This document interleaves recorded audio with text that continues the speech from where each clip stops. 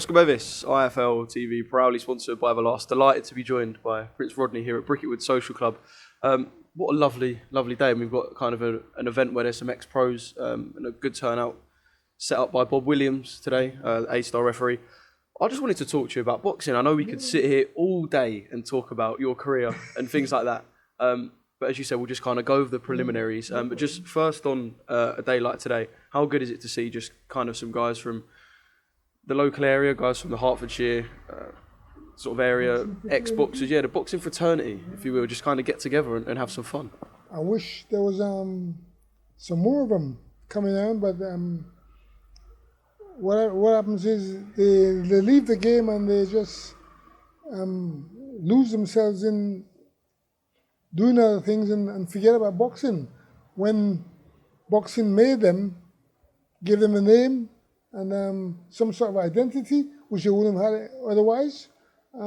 Me personally, I always try to keep in touch with the Ex-Boxers Association, LIBA, and all the boxing clubs that are around. I try to attend different different meetings to just keep my interest in it. Yeah. Why do you think it is that kind of a lot of the guys here today are kind of in their 50s and above, and it's kind of not when they leave boxing immediately that they go to things like this? It kind of seems to be as they kind of push 50, 60, they kind of want to get back involved in the boxing circle. Yeah. Well, apart from having giving themselves something to do, you find that they like to meet up with the old fighters. Yeah. Is it kind of just reminiscing on stories? Is that what people enjoy? Not so much stories, but memories as such. Not so much stories, but memories, and they want to. They've been through the same thing like the other fighters, so they want to talk about it, you know. And you find that they would like to see more of it going on, but it doesn't really happen. You know what I mean? Obviously, when fighters retire, you hear a lot of the stories of fighters who've perhaps gone a little bit off the rails. In some case, they kind of have champion status, and when they lose that, they kind of lose a lot of themselves. What was it kind of like retiring for yourself? Because I can imagine when something's been your whole life, and to just lose it in an instant, it must be very hard. That's a period in one's life, an ex-boxer's life, that when he finishes boxing, he's just lost. Because there's no greater stage than being in the ring with an opponent and having to defend yourself, having to fight for a title, whatever, and there's nothing can match that in life. So you find that when it's all over, a lot of fighters struggle to get themselves back together in the normal running of things, you know. I struggled myself personally. I had a very bad time to get back into normal society as such. I lost my house because I didn't know what to do with myself when I finished boxing. Lost all my friends, as you know. That's what happens. And it's just one of these things that I suppose it happens with football as well. Sports people in general, I think you find they struggle after whatever the event that they've been into, they struggle, you know? Yeah. So it's not going to be, and it's not going to get any easier. It's just the way, that's just the way it is, you know? We were talking about how the game has changed just off camera beforehand, and obviously I know that there's a lot more people trying to give help to fighters retiring now and kind of helping them ease into retirement, if you will. But I suppose not just that, but in general, how different is the game? I know you're looking from the outside now, of course. How different is the game now, do you think, to when you were involved? Is it kind of like a different sport in a way?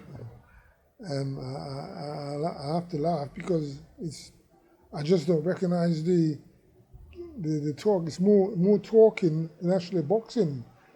If you can talk a lot of nonsense and I think they call it trash talk, that's what people are interested in. The actual boxing itself doesn't really matter to the the boxing fans today, they don't know boxing.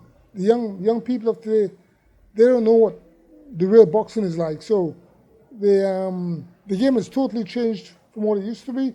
It was a bit brutal at the time when in my day. Now you're getting money for basically talking nonsense, and that's what people are into. I'm not sort of I'm not too impressed by what's going on. I don't particularly pay much attention to the boxing. I don't watch it as such. Anybody who's unless you're a Mayweather, unless you're getting big money, it doesn't really interest me. I don't follow it no more. I just keep in touch with the Xboxers. That's my lot. Do a lot of the Xboxers, kind of the guys we see here and the guys you speak to, are they the same? Are they kind of looking at the game now and they're not as interested because they don't see it, in the glamour that they used to? One or two of them still keep in touch with the actual boxing, the training, but I think the majority of guys that I know, I think it's basically the age that we're at now. We're just not interested in it. There's nothing. There's not enough to impress me anyway. So I suppose it's the same for them. They're into. They've got themselves into a different type of lifestyle, and they keep away from boxing. Yeah. One thing that has changed is the financials as well. Obviously, look, I know that the majority of boxers who fought at the top level, even kind of in your era, were never hard up for money. But the money now is kind of off the scale. We're talking hundreds and hundreds of millions. In terms of the financials, are you kind of looking at it and thinking, I wish I was a boxer in this era? Because you would be very, very well set if you was at the level you fought at, especially. Yeah. You'd be very, very well set. Well, what's done is done, and what's done can't be undone. I'm not bitter about it. It is what it is. The whole world has changed. Money talks these days, and that's just the way the business has gone. The money is more important than the actual fight. So, what can I say? I wish I was fighting in this time, but it's not meant to be. So I take it as it is. Okay. Let's talk about your British light middleweight title win, and kind of go back on some of the career memories. You won the British title outright. Yes. At light middle. Just talk to me about kind of your whole experience of fighting for the British title, one of the most, if not the most prestigious belt in British boxing, and to win it outright as well. Fantastic. Yeah. Well, I suppose I got it sort of later on in my career rather than earlier on in my career. It was something that I said to myself, if I don't get nothing else out of boxing, I must get myself a Lonsdale belt. If I didn't get the money, I'll get myself a Lonsdale belt and live off that, as such. I had a few rough patches where I had to give myself time to develop into what's going on with the fight game. But in the end, we got there, and I'm quite happy with that. Wow. Would it be alright can we sit him down and... What are you doing, boy? It's by surprise. Nice one. Look who it is. Lovely to see you, man. How you doing, boy? You alright? God bless my brother. Yeah, Michael Watson. Bro. Michael, you want to see? Michael. Yeah, Michael. Hey, bro. Pleasure. Absolute pleasure.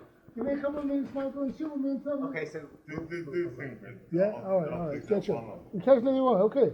Lovely to see you, man. Yeah, I'm feeling Yeah, forward. yeah, man. Yeah. Still there. You're in there. He knows the game. Michael knows the game. This is the old champion, Hey. Mr. Watson, mate. Slow down, boy. Slow down. Oh, This watch is out, the watch champion, mate. Force it Back back. in the days. One of friends. out. Have a seat. Bless See you there, your Mike. heart, I'll see you there. mate. Let's go over I'll see you there. Nice inside. one, yeah. Thanks a Keep lot. on, yeah. Michael, pleasure. God bless. All right, boy. Nice one. Pleasure. See you, boy. See you there. Thanks a lot, bro.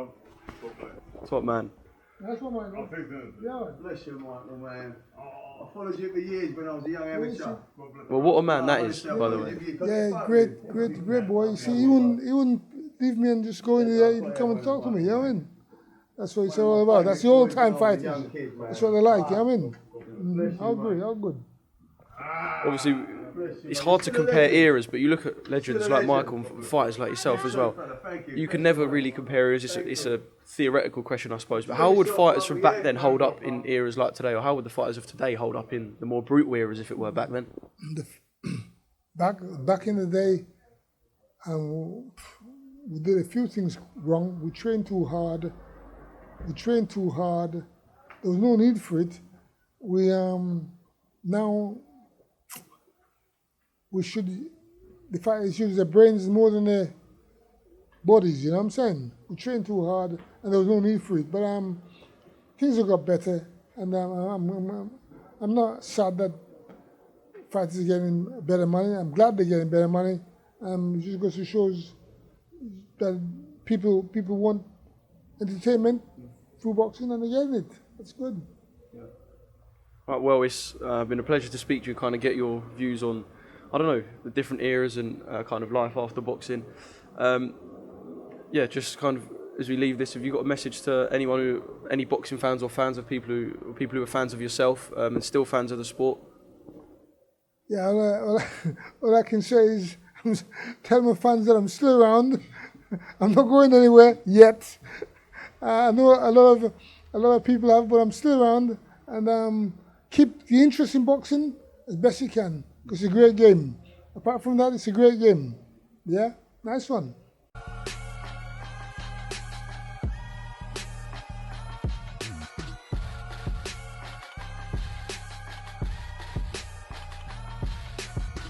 Download the Everlast Fitness app and find your greatness within.